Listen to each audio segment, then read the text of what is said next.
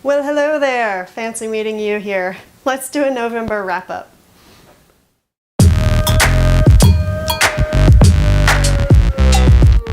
Hello, and thanks for joining me today. Let's do a November Booktube wrap-up. I have a blog where I write full reviews of all of these books at readremark.com, so to go to the full review of a book, just go to the description and zip, you can go right there. Again, don't feel like you have to validate yourselves with quantity of books read during the month. That's not at all what it's about. I happened to read a butt-ton this month. If you only read 1 or 0 or the side of a cereal box one morning, that's totally fine. Don't beat yourself up about anything. It's all good. Reading is all good. Okay, number 1, What Happened?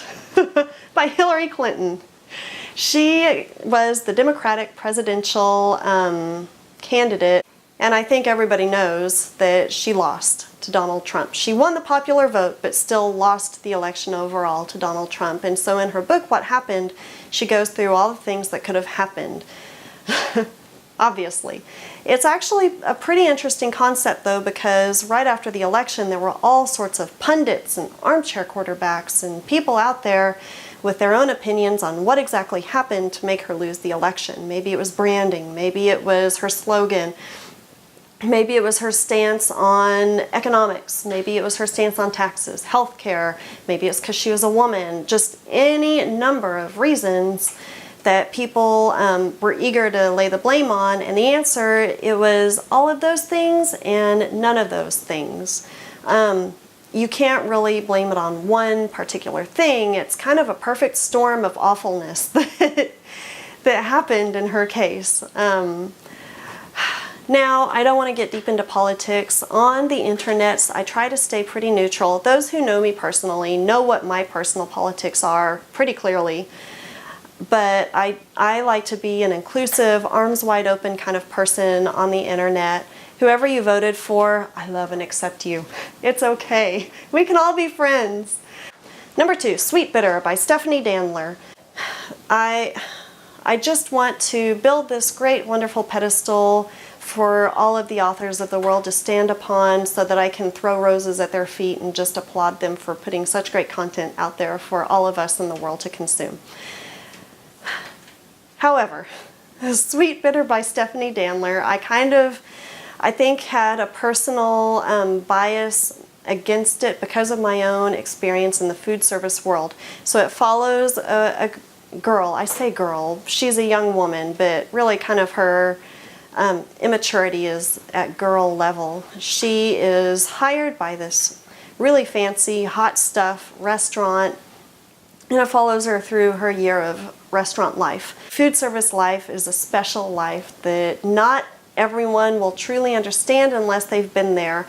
I'm sure that Stephanie Danler has been there and writes from a fount of personal experience and then added some drama to it. I think it's that extra ennui and drama that I was kind of like, But it made me kind of nostalgic for those days and also relieved to have them behind me. But mostly nostalgic, so I'm going to just say that that's great. I wish that there was more food porn in the book. Some writers, such as Emma Straub in her book The Vacationers, or Ruth Reichel in her book Sapphires and Diamonds, talk about food in a way that you can practically taste it. I didn't really taste the food in Sweet Bitter, and I feel like if you're going to have a book about restaurant life or food life, you have to really have great visual, striking, mental, and just hit all the senses with food that you can, which is difficult to do with just words. All right, the next one is The Martian by Andy Weir. I think this is another one of those books that everyone has either read the book or seen the movie with Matt Damon where they must bring him home. It's so wonderful. So Mark Watney is an astronaut who gets stuck on Mars. There's a freak accident that happens. His crew thinks he's dead. They have no choice but to take off. And then lo and behold, he lives. And the crew is just at their wits' end because they like the guy. They want to come back and rescue him. And so throughout the book, we see Mark Watney doing all sorts of MacGyver-ish, innovative things to survive. It's a very technical book, but somehow Andy Weir makes the technicality seem fascinating, like, oh, what is he going to do next? How is he going to configure the solar panels next? I can't wait. The only thing this book missed was character development. I kind of expected to see a little more introspection or personal growth by Mark Watney, at least a little bit of emotion there, and there just wasn't. But the story itself was fun enough that I was happy to follow it, and I'm really excited to read his new book that's about to come out, Artemis. Next up was The Impossible Lives of Greta Wells by Andrew Sean Greer. This book was so good. Every book, I say that about every book. Okay, so in the book, Greta Wells is living in the 80s in the height of the AIDS crisis. It's fictional. And her brother has just died, a long, slow, painful, ugly death of AIDS, and she is distraught. She's so distraught that she has to go on depression medication. She has to go through all sorts of therapy, but she's still emotionally shutting down. So she starts electroconvulsive therapy, ECT, also known as electroshock therapy. Through each of the shocks, she is thrown into a different, alternate life in the past. The same cast of characters surrounds her in each of these hypothetical worlds, but they're set in different time periods. And it's just so fun to see how she does it and the different dynamics of being female in these different time periods, exactly what that means and where you can get any sort of power from. It's a great book, and it's easy when you're doing time travel to get kind of confused by all the back and forth. Like, now, where exactly are we? But Andrew Sean Greer handles it beautifully in the Impossible Lives of Greta Wells. Next up, Bored and Brilliant by Manoush Zomorodi. You should read this book and then go get bored. I did a whole video on this one. You should go check that one out, and you can see all the wonderful ways in which I failed the Bored and Brilliant challenge. But in it, Manoush talks about how people are so taken with their cell phones and devices and all of this technology and distraction that we have constantly right in front of us that we don't have any room to be brilliant. We don't let our mind do its own thing. So if you let yourself get bored, let your mind wander, then it can soar to new heights. It's a really interesting concept, especially in this day and age of smartphone addiction, which I think afflicts pretty much everyone who has a smartphone. Next is Wedding Toasts I'll Never Give by Ada Calhoun. This is a collection of nonfiction essays in which Ada Calhoun talks about her own marriage, her experience as a wife, her experiences with her husband Neil, and the realities of marriage, and not even just marriage, but long-term relationships, of parenthood. It's a little bit of a cynical outlook on it, but then again, marriage is a long time. Adulthood is a long time. Life is short, but in the entirety of it, it's a long time that you have to put up with someone and all of their idiosyncrasies. There are a lot of ways that people can hurt each other and a lot of years in which to do so, and nobody does it better than husbands and wives to each other. And so in her collection of essays, Ada Calhoun goes through all of that and some of the specific hurts that she and her husband have visited upon each other.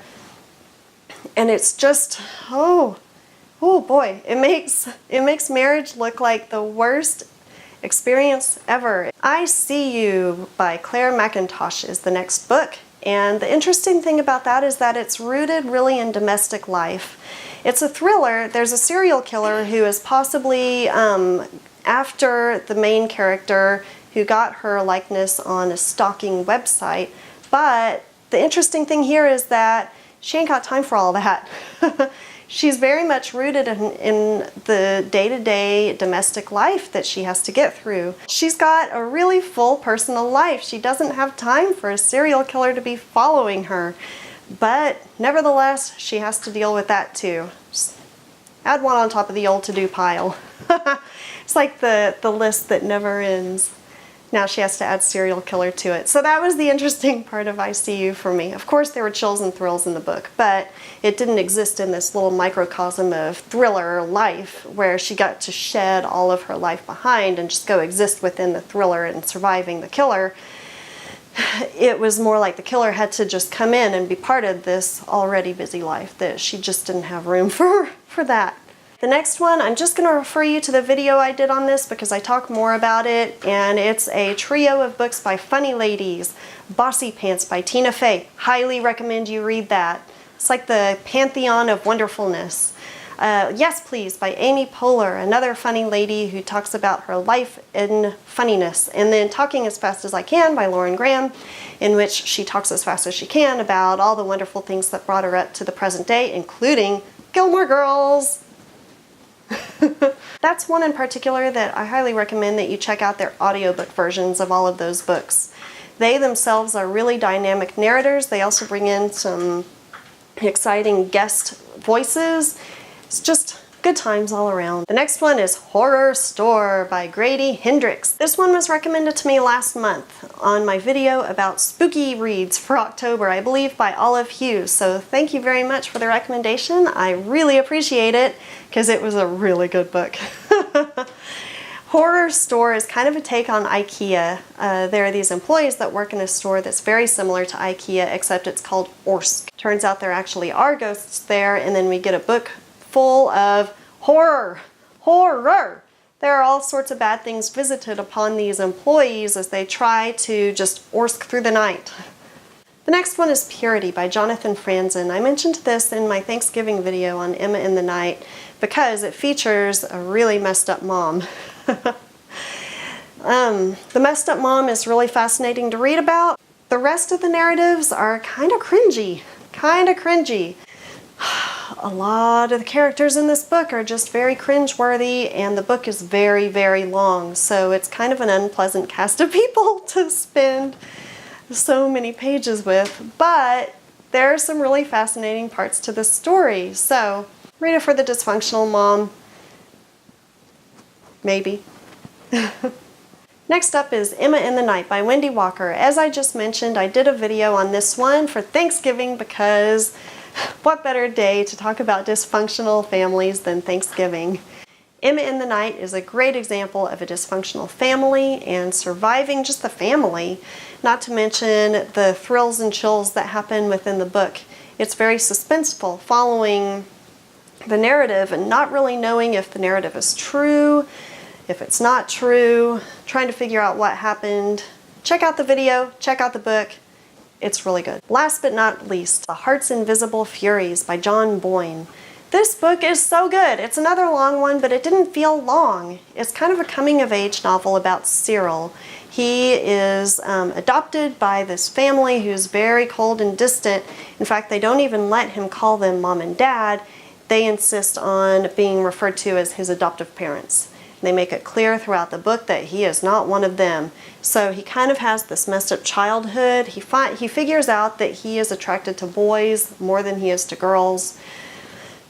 But he's living in Ireland in a time in the 1950s when that's just not done. That's not done. You can't. Not allowed. Kind of like the documentary series 7 Up, where you check back in on these people every 7 years. We do the same thing with Cyril in The Heart's Invisible Furies. And we see times when he does things that are just really unforgivable. We see things where he makes amends. We see places where there are missed connections. We see places where things come to fruition. It's a great book, and I really enjoyed it thoroughly. My heart was not furied, nor invisible, by reading it. Alright, that was my November. It was really heavy. It was really heavy. I'm going to go easier on myself in December and do a lot of short stories and novellas on my reading list because, oh my goodness, December is a busy month. So take it easy on yourself as well. Have a great reading time. Have a great Booktube watching time. Just have a great month altogether. Thanks for tuning in. Don't forget to subscribe, like the video, give me any of your own comments and recommendations. I'll take them. I appreciate it. Thanks a lot, guys. Bye.